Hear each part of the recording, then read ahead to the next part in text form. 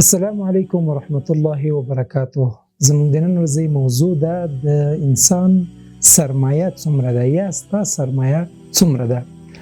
اول به په دې پوه شو چې سرمایه وایي څه شته یا سرمایه دار وایي څه شته. هر هغه څه چې د انسان په ژوند کې سهولیت او آرامتیا راولي دا ټوله سرمایه او نعمتونه دي. اوس که چېرته موږ وګورو هر کله انسان د یو شي په معنا او مفهوم هغه وخت ښه پوهېدلی شي چې کله ضد وویني، لکه مثلا د سپین ضد یا عکس دا تور ده. کله چې ته تور ووینې نو بیا د سپین په قدر باندې پوهېږي. نو همدې ته ورته وایو چې که انسان د سر نه تر پښو پورې لومړی خپل ځان ته وګوري، د ویښتانو نه شروع سترګې، پوزه، غوږونه، خوله، بدن، د موږ د سترګو په قدر او قیمت هغه وخت پوهېږو چې کله یو نابینا شخص وینو.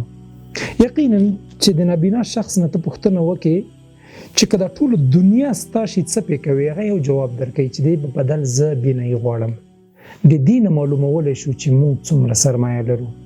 یا هغه څوک چې کاڼه دي په غوږونو څه نه اوري، که له هغوی پوښتنه وشي چې که تا ته د غوږو اورېدل یا د کونتوب د له منځه لاړ شي، د دې په بدل څومره ورکړې ته تیار یې؟ وایي خپل ټول ژوندانه کې چې څومره سرمایه د ژوندانه م ټولو ورکړې ته تیار یم.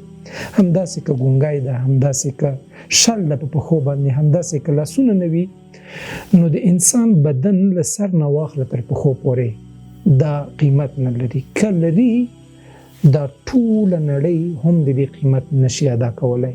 که ته چیرې ځواني لرې، که ته چیرې صحت لرې، که ته چیرې آرامتیا لرې، که ته چیرې ښه خوب لرې، که ته چیرې خپلوان لرې، که ته چیرې ملګري لرې، نو د نړۍ تر ټولو سرمایه دارترین انسان ته.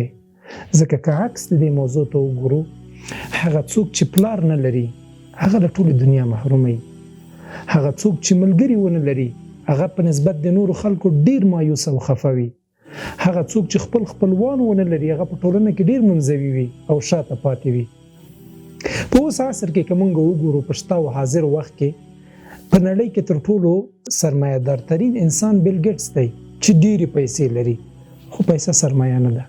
ته یې ځکه بیل ګیټس نه ایمان لري او بیل ګیټس نه ځواني لري او بیل ګیټس نه آرامتیا لري.